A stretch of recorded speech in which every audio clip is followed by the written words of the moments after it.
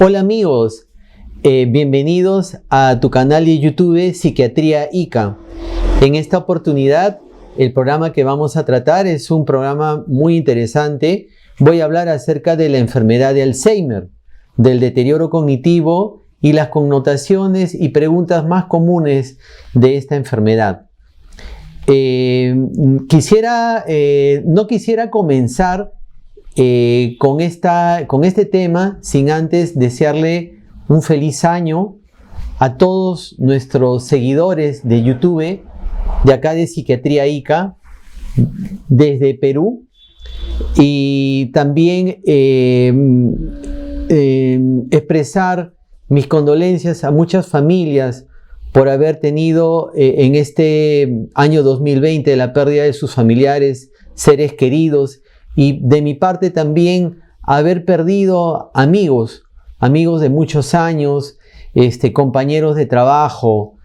En mi país, Perú, tiene prácticamente una incidencia de 2 millones de infectados, con muchas miles de muertes, y estamos prácticamente a esperas de la segunda ola. Pero todo depende de nosotros, compatriota, de que podamos aplicar nuestras medidas de bioseguridad para evitar esta pandemia. Bueno, quiero hablarles acerca de la enfermedad de Alzheimer. Nosotros somos seres evolutivos. Desde que nacemos, vamos creciendo, somos niños preescolares, escolares, somos jóvenes, adultos.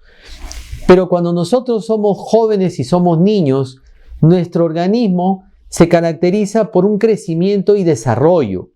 Es decir, que en nuestro organismo predomina el llamado anabolismo. Cuando ya nosotros pasamos a ser adultos, nuestro organismo ya no crece y se desarrolla más. Algunas estructuras sí evolucionan, como la corteza prefrontal, pero en realidad nosotros vamos camino a un deterioro en todos nuestros órganos, a un envejecimiento, entre comillas, que se da a nivel hepático, a nivel renal, a nivel del corazón y también a nivel de nuestro cerebro. Entonces, esta enfermedad de Alzheimer, como es bien conocida, es un trastorno neurodegenerativo que es más común en adultos mayores. Esta enfermedad neurodegenerativa es crónica porque dura bastantes años hasta que sobreviene la muerte a la persona afectada. Este trastorno neurodegenerativo se caracteriza porque afecta primero la memoria.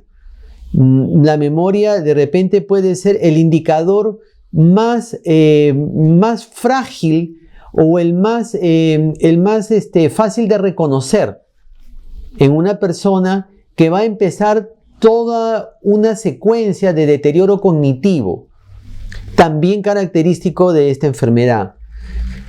Entonces, el nombre de Alzheimer, obviamente, fue en honor a Alois Alzheimer. Hay dos formas comunes de la enfermedad de Alzheimer: de presentación temprana o precoz, o sea, antes de los 60 años, y de inicio tardío, se dice después de los 60 años. Tenemos pues de que hoy en día muchos estudiosos, neurólogos, neurocientíficos, investigadores del cerebro llegan a la conclusión que existen 7 etapas bien marcadas para llegar al estadio final en la enfermedad de Alzheimer. Ojo, hay 7 etapas descritas desde la fase 0 hasta la fase 7 de esta enfermedad de Alzheimer, que las veremos más adelante en el transcurso de esta conversación. El diagnóstico de demencia o enfermedad de Alzheimer exige también métodos hoy en día más modernos. De repente, la parte clínica, ¿no? El examen mediante los indicadores modernos que hay, por ejemplo, el test de Addenbrooke y otros test para probar el rendimiento cognitivo, nos pueden dar luces, pero también hay métodos modernos y que no son invasivos, ¿no? Una interrogante que vamos a desarrollar es: ¿qué síntomas pueden haber cuando ya estamos en el último estadio? ¿Y de qué muere nuestro paciente con enfermedad de Alzheimer? ¿No? ¿Y cuál sería el diagnóstico diferencial más común? ¿No? ¿Cuál es la causa de muerte más común para nuestros pacientes con enfermedad de Alzheimer? ¿No? Bueno, en esta gráfica que voy a exponer en estos momentos, quiero resaltar lo que significa la enfermedad de Alzheimer y su relación con la neurogenética. Que resulta de que la enfermedad de Alzheimer es muy interesante porque hay todo un aspecto genético detrás de ella en el cual están involucrados los cromosomas 1, 14 y 21 y los genes de la presenilina 1 y 2. También resulta que están involucrados los cromosomas que tienen que ver con la apoenzima E, la cual se menciona también. Hay fallas, ¿no?, de todo esto en las personas que han presentado esta enfermedad de Alzheimer. Tenemos, por ejemplo, en la apoenzima E el compromiso de los cromosomas 10, 12, 13, 14 y 19. Acá en mi gráfica quiero resaltar, como siempre, las 7 etapas que ya mencioné. Esta enfermedad es neurodegenerativa, progresiva, no tiene cura y se caracteriza pues por un proceso que ya había mencionado, un proceso de destrucción, ¿no?, de destrucción de involución. Por eso lleva el nombre de neurodegenerativo, pero este proceso de destrucción y de involución es a nivel del tejido cerebral. A nivel, por ejemplo, a este nivel, por ejemplo, vamos a observar la presencia de la famosa proteína tau, de los ovillos neurofibrilares y de todo un proceso de apoptosis en las neuronas. Normalmente, los ovillos neurofibrilares no están presentes en nuestro cerebro, ni tampoco la proteína tau. Son estos indicadores de que algo está pasando en nuestro tejido cerebral y obviamente hay un proceso de tipo destructivo o llamado neurodegenerativo. La proteína tau y estos ovillos neurofibrilares se dice que también se pueden encontrar en una muestra de líquido cefalorraquídeo. Pero también en los modernos estudios como de la resonancia magnética nuclear. Acá también en este gráfico quiero resaltar todos los problemas de memoria que se producen, que como repito es el indicador más fácil de reconocer, ¿no? El término memoria en realidad es como muy general porque hay hasta 40 tipos de memoria y algo más, ¿no? Entonces vamos a ver realmente bastantes manifestaciones a nivel de esta función mental que nosotros exploramos y que algunos reconocen de una manera empírica con los famosos olvidos frecuentes. Ya empiezan los olvidos frecuentes, entonces nosotros ya empezamos a detectar un tipo de deterioro cognitivo de repente leve en un inicio. Poco a poco se van afectando las demás funciones mentales, por ejemplo, la atención y concentración, la percepción, de repente también el aspecto sensorial, ¿no? Y incluso el juicio, razonamiento en su etapa final, ¿no? Vemos el compromiso de las funciones ejecutivas. Al caer la memoria de tipo prospectiva, la persona pierde esa capacidad de planificar. Ya no hay la planificación, organización, ejecución, distribución que hace normalmente una persona en edad joven. Planifica su vida, su cronograma de cosas que va a desarrollar en la semana, pagos en el banco, compras en el supermercado, ropa, alimentos, etcétera, que uno tiene que provisionarse, ¿no?, en el día a día, ¿no? Las actividades cotidianas. Entonces ahí también vemos, por ejemplo, esta caída de las funciones ejecutivas. Y como había mencionado, puede haber ya compromiso después del juicio, razonamiento, pueden aparecer delirios y alucinaciones, y estos son los síntomas psicóticos. Después, cuando la enfermedad está más avanzada, obviamente hay problema esfinteriano y por consiguiente la muerte. Bueno, ¿qué es el deterioro cognitivo? ¿Qué es la demencia? Debo de resaltar también que el 21 de septiembre es el Día Mundial de la Enfermedad de Alzheimer. El deterioro cognitivo viene a ser la disminución cognitivo es conocimiento, la disminución de las funciones mentales o lo que está relacionado con la adquisición de un conocimiento. Como había mencionado, uno de los primeros indicadores es la memoria.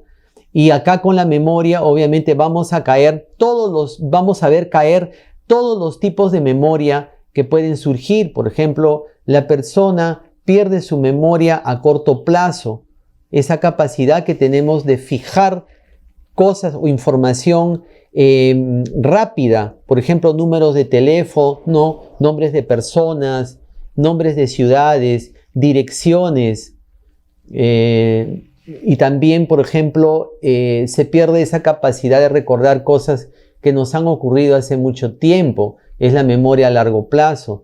De repente también se pierde la capacidad de recordar rostros de personas conocidas.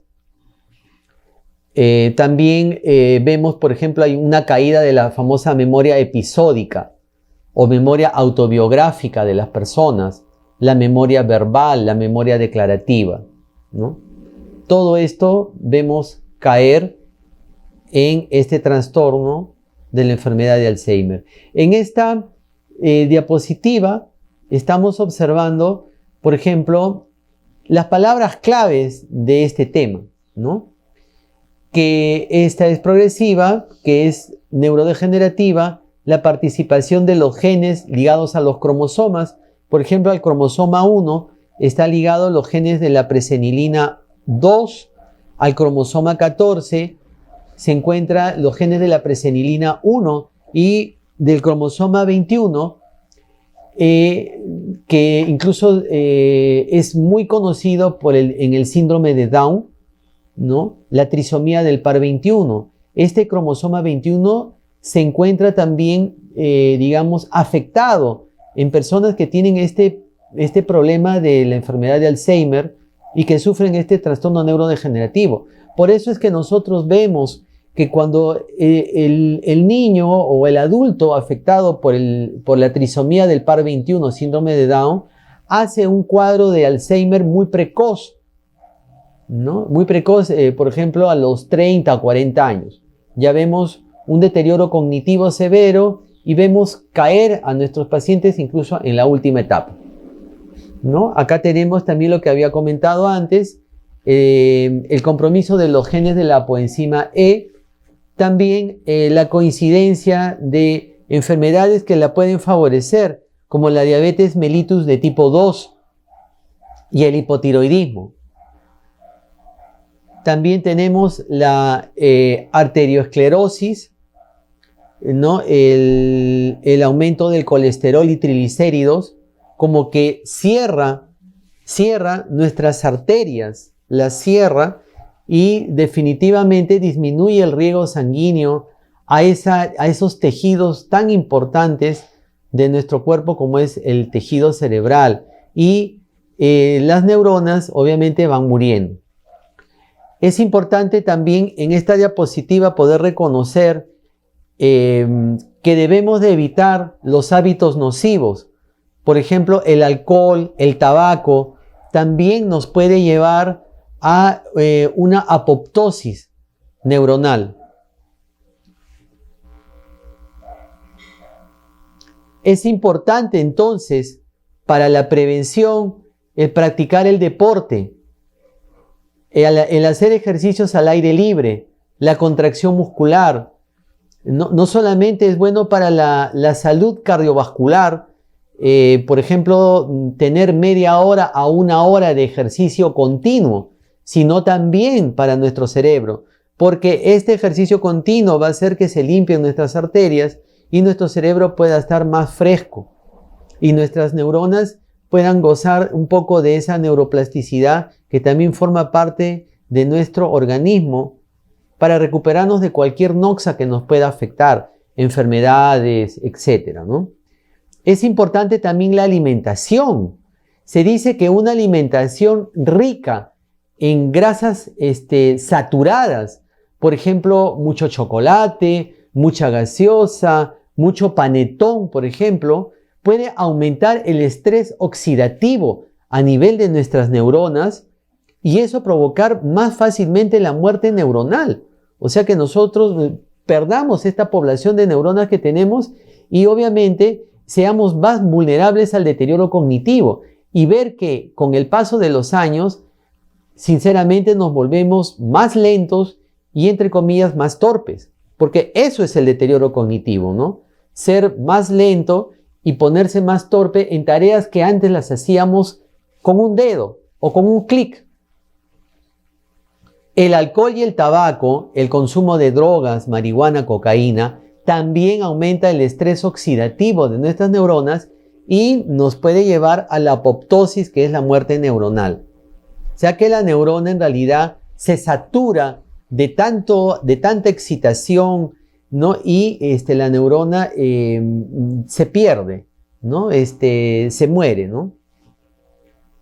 Tenemos entonces el grado de instrucción de la persona es muy importante, porque una persona que utiliza su cerebro continuamente, que lo está ejercitando, que es una persona que está dedicada a las ciencias, matemáticas, de repente a la ingeniería, podría ser también a la medicina, que tenemos digamos, un ejercicio continuo de, digamos, situaciones donde tenemos que llegar a deducir con una base de datos enfermedades, hacer diagnósticos diferenciales, pensar en tratamientos, calcular dosis de medicamentos. Entonces, el aspecto del grado de instrucción es muy importante también porque se dice de que el ejercicio continuo mental te mantiene en forma desde el aspecto neuronal. Es como si nosotros pusiéramos a nuestro cerebro en un gimnasio.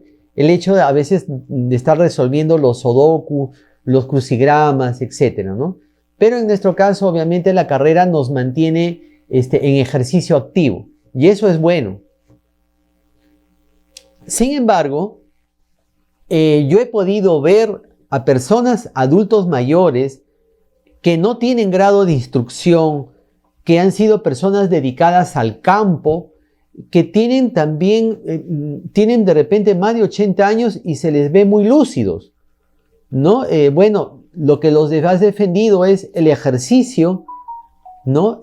Podría ser el deporte y tener una vida saludable. Eso es lo que los ha defendido, ¿no? Algo muy importante para ti, amigo, es de que el consumo de carne puede ser también perjudicial para nuestras neuronas. Se dice, por ejemplo, que la carne de res tiene mucha homocisteína y estos depósitos de homocisteína precisamente favorecen a la destrucción de las neuronas y la aparición de la proteína tau y los ovillos neurofibrilares. No son muy recomendables. Al igual la acción tóxica del flúor. En odontología, mucho se utiliza el flúor en las campañas de fluorización para evitar la caries dental. Tenemos aquí, por ejemplo, en esta línea, el Mini-Mental, la prueba de ACE, la prueba del reloj o del dibujito, el ADAS-Cog y el no-Cog. En realidad hay muchas baterías, muchas pruebas que nos pueden ayudar a medir el rendimiento cognitivo de una persona. Me explico. Por ejemplo, si hago la prueba del reloj y la persona dibuja mal el reloj y no pone bien las manecillas del reloj, yo voy a ver no solamente que hay un problema de repente de orientación en la persona, ¿no? De las manecillas del reloj, porque ahí también hay una orientación, sino también hay un problema de percepción. Ya cuando, digamos, esta enfermedad está aumentando. Aquí, por ejemplo, voy a enseñar en la cámara lo que significa el SE o la prueba del mini mental, ¿no? Aquí tenemos, por ejemplo, hacemos preguntas sencillas. ¿En qué año estamos? ¿En qué estación estamos? ¿Cuál es la fecha del día? ¿No? El mes, el día de la semana. Y todo eso me da la orientación temporal. En la orientación espacial yo tengo que preguntar en qué país estamos, en qué ciudad estamos, en qué lugar estamos en estos momentos. Le pregunto, estoy en tu casa, estoy en un colegio, estamos en un hospital, en qué piso estamos, estamos en el primer piso, en un segundo piso, en un quinto piso, ¿no? La persona se debe de orientar, ¿no? En qué lugar de su casa se encuentra, en su dormitorio, en una sala, etcétera, ¿no? Es la orientación espacial, ¿no? De ahí seguimos avanzando y obviamente hay todo tipo de preguntas que van a requerir de un puntaje. También hay preguntas, por ejemplo, que tienen que ver con la memoria y la atención y concentración, como las series numéricas, por ejemplo, y también una prueba muy sencilla de pedirle, por ejemplo, al paciente de que repita una frase. Eso es para ver la memoria inmediata o la working memory o memoria de fijación. Por ejemplo, le podemos decir, señor, repita lo siguiente. La orquesta tocó y la audiencia le aplaudió. Entonces, la persona adulto mayor debe de concentrarse en mis palabras y debe de repetir esta frase. O si no, también le podemos decir, por ejemplo, señor o señora, ¿puede usted repetir después de mí? El flan tenía frutas y frambuesas. El entrevistado debe de repetir exactamente igual. O si no, también más sencillo, le digo, por favor, no se olvide de estas 3 palabras, árbol, bosque, casa. Después de 5 minutos, debe de repetir estas palabras. Al igual que en mi presentación, me presento con mi nombre y apellidos, le digo quién soy y después de un tiempo la persona debe de recordar mi nombre y apellido. Ahí yo estoy observando cómo está funcionando esta memoria de fijación o memoria inmediata, porque la estoy explorando en los primeros 5 a 10 minutos de haber conversado con la persona. Ojo, y esta es una de las pruebas más importantes para ver que ya haya un deterioro cognitivo leve, porque una persona que ya empieza con pequeñas fallas de memoria ya no rinde bien esta prueba. Es algo tan sensible y tan fácil de practicar, y acá no necesito una tomografía, no necesito una resonancia magnética, solamente necesito preguntar y repreguntar a la persona. Incluso necesito 5 a 10 minutos, con eso me es suficiente. Entonces, vemos la facilidad de algunas pruebas que lo hacemos dentro de oficina, dentro de consultorio. También, por ejemplo, podemos pedirle que haga un dibujo, como acá. En este dibujo vemos, por ejemplo, acá digamos, es un pentágono, ¿no? El cruce, la intersección de 2 pentágonos que la persona tiene que reproducirlo para poder ver, digamos, cómo está su percepción. Si la persona no lo reproduce, obviamente debe de tener algún problema de apraxia o agnosia, ¿no? Los genes de presenilina 1 y 2 están relacionadas con el depósito de la archiconocida y famosa proteína beta amiloide, que es una de los hallazgos más representativos también en el cerebro de un afectado con la enfermedad de Alzheimer, que también es muy reconocida, obviamente, en los estudios post-mortem de los cadáveres de personas que han muerto con este diagnóstico, y también con los métodos modernos que tenemos, ¿no?, de resonancia magnética. Y también la presenilina tiene que ver con la destrucción de los axones, que son parte de nuestra neurona, que permite precisamente la comunicación y las sinapsis interneuronales, donde se transmite precisamente comunicación de neurona a neurona, y la proteína tau y los ovillos neurofibrilares. están muy ligados, como repito, a la presencia de la presenilina. Acá tenemos, como ya dije, esta evolución, esta modernidad que tenemos hoy en día de tener exámenes no invasivos, porque un estudio post-mortem es una necropsia, donde voy a ver un tejido y obviamente voy a hacer exámenes de hematoxilina y eosina, tintura, para poder ver, por ejemplo, algunas estructuras dañadas ya por un cerebro que ha tenido enfermedad de Alzheimer, pero acá estos estudios no son invasivos, ¿no? Hasta cierto punto el líquido cefalorraquídeo y los estudios de medicina nuclear, como el SPECT, la resonancia magnética nuclear y la tomografía con emisión de positrones, nos permite dar un diagnóstico, reforzar, mejor dicho, el diagnóstico clínico que lo ha hecho el neuropsicólogo o el psiquiatra o el neurólogo desde su propio consultorio, o que incluso lo has hecho tú hablando con tu adulto mayor y reconociendo que aparte de la bradisique y de la lentitud de sus pensamientos, también ya hay más que un olvido. Bueno, quisiera referirme en esta diapositiva a una persona muy ilustre a nivel latinoamericano y a una persona que se ha ganado una gran reputación internacional por sus estudios. Alguien a quien yo también admiro por la facilidad de transmitir sus conocimientos y por toda la energía que ha puesto precisamente para el estudio de la enfermedad de Alzheimer. Me refiero al doctor Javier Lopera Restrepo, un neurólogo de Colombia, un neurocientífico que gracias al apoyo de inversión extranjera en Colombia ha podido consolidar estudios de personas que han tenido estos diagnósticos de enfermedad de Alzheimer y que precisamente llamó la atención en la ciudad de Antioquia, en Colombia.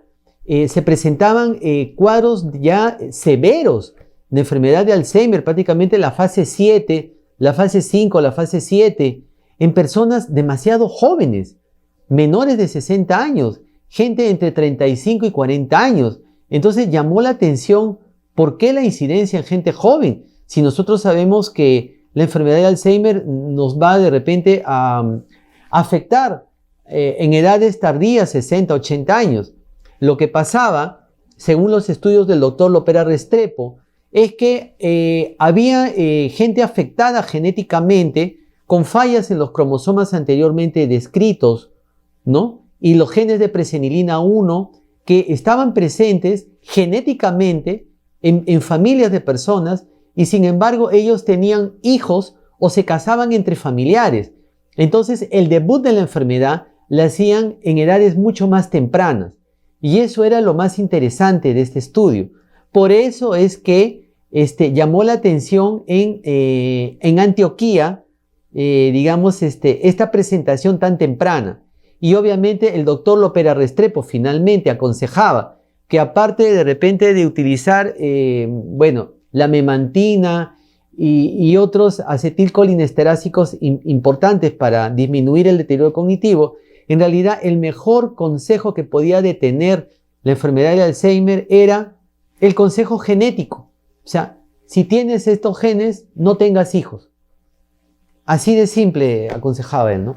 Y es un consejo bastante sabio, ¿no? El doctor, por ejemplo, mencionaba de que hay 3 etapas bien marcadas. O sea, de las 7 etapas que yo menciono, que son muy didácticas, repasarlas una por una. Aquí, por ejemplo, el doctor, en modo resumido o en modo también didáctico y muy práctico, habla de una etapa preclínica en el cual la persona está completamente asintomática. Y hablamos de un joven o de una señorita de 28 años de edad. Una edad definitivamente donde no hay nada, no hay ningún deterioro cognitivo ni leve, ni un olvido, nada, ¿no? La persona está completamente libre de un problema neurodegenerativo, los 28 años de edad. A pesar incluso que esta persona pueda tener los genes afectados, con presenilina 1, presenilina 2 o cromosoma 1, 19, 13, 14 afectados, ¿no? No, a esta edad no se ve nada. Entonces sería como un estadio 0, la etapa preclínica. O sea, no hay enfermedad, no hay nada, la persona está normal. La segunda etapa es el prodromos. Aquí en el prodromos hay un deterioro cognitivo. O sea, hay una disminución de nuestras funciones mentales, como siempre, primero a costa de la memoria. Y podría ser también de la atención y concentración. Estamos como un poco distraídos, ¿no? Y ya hay como quien dice, algunas torpezas que comete la persona, pero a costa de su memoria inmediata. La primera memoria que cae, la memoria inmediata, la memoria de fijación, esa memoria RAM que nosotros tenemos, o la llamada working memory, ¿no? Ahí cae. Si esta va progresando, tendríamos un deterioro cognitivo leve ya completamente establecido. Y ya la etapa sintomática, donde el deterioro cognitivo avanza tremendamente, es prácticamente severo y se puede instalar todo el síndrome demencial caracterizado por afasia, apraxia y agnosia y una disfunción de lo que antes era nuestra planificación, organización, ejecución, o sea, la caída de nuestras funciones ejecutivas. Se llega a la conclusión definitivamente que el tratamiento sintomático queda insuficiente y debemos de resaltar el consejo genético que nos da el doctor Lopera Restrepo. Acá tenemos precisamente en comparación un cerebro enfermo donde nosotros observamos un aumento de la profundidad de las fisuras, de los surcos y circunvoluciones que tiene nuestro cerebro. Nuestro cerebro normalmente tiene un peso y volumen.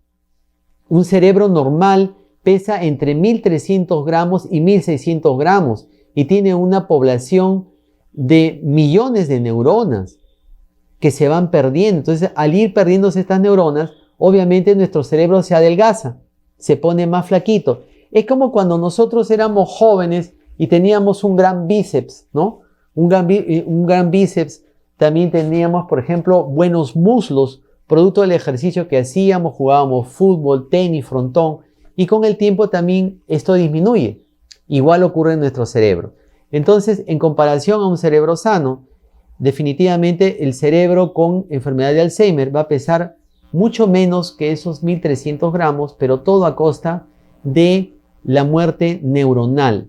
Muerte neuronal que a veces nosotros la precipitamos con nuestros hábitos nocivos de vida, ¿no? Ese tabaco, esa nicotina, ese alcohol, debemos de tener cuidado. Debemos de tener cuidado también de llevar mucha vida sedentaria. Y acá tenemos la imagen del doctor Francisco Lopera Restrepo, desde quien le reconocemos su gestión y su trabajo internacional, que es un verdadero ejemplo a imitar. Bueno, en esta diapositiva también tengo las etapas y las fases descritas, por ejemplo, dentro de este proceso neurodegenerativo del Alzheimer. Desde la fase 0 hasta la fase 7. Resulta que la fase preclínica tendría como 4 etapas, ¿no? La fase 0, donde la persona está normal, hablo entre 24 y 28 años, y podría ser la fase 1 y la fase 2 con un deterioro de memoria muy imperceptible, prácticamente sin llegar todavía a un deterioro cognitivo leve, ¿no? Hasta que de repente pasamos la fase 3, donde nosotros tenemos una edad entre 24 y 32 años para estar en los 44 años, donde ya empieza el deterioro cognitivo leve. Ya empiezan los olvidos y otras cosas más que disminuyen nuestro rendimiento académico incluso y laboral. Hasta de repente llegar a edades mucho más tardías, donde va a haber una fase clínica completamente instalada y obviamente después la muerte, ¿no? Ya, en este otro gráfico que estoy poniendo aquí en pantalla, tengo por ejemplo el estadio 1, o bueno, para otros el estadio 0 es el normal el estadio 1 es aparentemente normal, o sea, la persona podría tener algún pequeño olvido. En el estadio 2 es, como repito, muy leve, pero hay una declinación cognitiva definitivamente no evidente. De repente, según también explica el doctor Lopera Restrepo, podría ser reconocida la fase 1, la fase 2 y la fase 3 si nosotros somos muy acuciosos al practicar, por ejemplo, el Mini-Mental, la prueba del lobo, el test de Addenbrooks, la prueba del reloj, etc. Y poder detectar ya algunos pequeños cambios, ¿no?, que den esa clarinada de alerta, ¿no? Podría ser detectado basando todas estas baterías neuropsicológicas que disponen los neuropsicólogos, los neurólogos y los psiquiatras. Entonces, en la etapa 3, en la fase 3, ya hay un déficit funcional leve y la persona se caracteriza por ser un poco olvidadizo, ¿no? Y así tenemos la etapa del estadio 4 moderado, en el 5 es de moderado a severo, en el 6 es severo, en el estadio 6 sigue siendo severo y en el estadio 7 es muy severo. La persona prácticamente pierde el lenguaje y digamos la persona desde la fase 6, donde hay un deterioro cognitivo severo, la persona está prácticamente institucionalizada. ¿Qué significa institucionalizado? ¿Qué significa que mi adulto mayor esté en las etapas ya más tardías, llegando a la fase 7? Institucionalizado significa que está en una clínica con un cuidador permanente, porque esta persona va a tener serios problemas para hacer su vida cotidiana, ¿no? Eso significa, por ejemplo, bañarse, vestirse, alimentarse, controlar esfínteres, bañarse por sí solo, utilizar el retrete del baño e incluso poder caminar. Recordamos que en la última etapa, en la fase 7, la persona pierde también el control de esfínter, ¿no? La persona se orina y se defeca, ¿ya? Tenemos aquí, por ejemplo, en esta diapositiva, en esta imagen, tenemos lo que significa el cerebro normal. Y aquí vemos por los colores de la resonancia magnética poder reconocer cuándo un cerebro está normal. Como vemos, es un cerebro grande que debe de pesar entre 1300 y 1600 gramos, descrito por la literatura médica. Recordemos que la neurona es la unidad anátomo-funcional de nuestro tejido cerebral. En el deterioro cognitivo leve ya vemos un aumento de los surcos, de las fisuras, y también un aumento en lo que significa los acueductos y las cisternas por donde corre el líquido cefalorraquídeo, ¿no? Los ventrículos. Vemos un aumento en el tamaño de los ventrículos, sobre todo en los ventrículos laterales. Cuando la persona ya tiene demencia, en estas neuroimágenes vemos más aumento de las circunvoluciones y cisuras del cerebro, pero también vemos un aumento del tamaño de los ventrículos, un aumento considerable en comparación a la primera, donde veíamos un cerebro normal.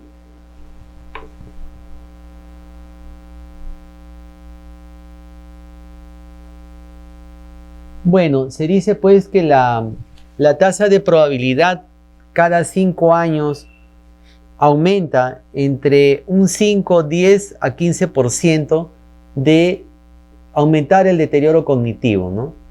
De tal manera que entre 80 y 85 años tendremos más altas probabilidades de llegar a este diagnóstico. En cada década de la vida, como repito, aumenta un 5 a 10%. Como todo diagnóstico, como toda enfermedad en medicina, tenemos pues que hacer el estudio de prevalencia, los estudios genéticos o ambientales y también la fisiopatología de la enfermedad, porque la enfermedad de Alzheimer, al igual que todas las enfermedades en medicina, tienen precisamente esta influencia genética, ambiental, social, ¿no? Y el tratamiento debe ser integral. Algo que quería mencionar es que el diagnóstico diferencial de una demencia, de un deterioro cognitivo, es simplemente cuando tenemos una depresión. Cuando nuestro adulto mayor tiene una depresión, porque es muy frecuente la depresión en la población geriátrica, ¿no? Es muy frecuente. El adulto mayor, obviamente por la depresión, no va a tener atención y concentración, va a tener el ánimo bajo, no se va a querer acordar de las cosas, va a estar muy pesimista y definitivamente se va a olvidar de todo. Y eso es lo que le llaman la depresión con manifestación pseudodemencial. Y sin embargo no es demencia, es simplemente que tiene una depresión de repente de moderada a severa. Entonces debemos de saber hacer bien nuestro diagnóstico para poder certificar bien y poder dar el tratamiento correcto, ¿no? En esta diapositiva quisiera yo, para terminar, en realidad resaltar la presencia de adultos mayores que se han destacado a través de la historia. Albert Einstein fue un gran sabio cuyo coeficiente intelectual superaba los 160, ¿no? El autor de la teoría de la relatividad, ¿no? Un hombre que hasta muy anciano utilizaba mucho su cerebro para sus cálculos matemáticos, para la física, ¿no? Y para la base de las teorías cuánticas que hay ahora, ¿no? Para lo que significa la famosa teoría del espacio-tiempo y la cuarta dimensión. Vemos también acá a un personaje, bueno, particularmente ha sido uno de mis personajes históricos, un líder religioso, político y militar, el ayatollah Ruhollah Khomeini, quien lideró a sus ejércitos desde Francia, desde París hasta Teherán, para derrocar al Shah de Irán.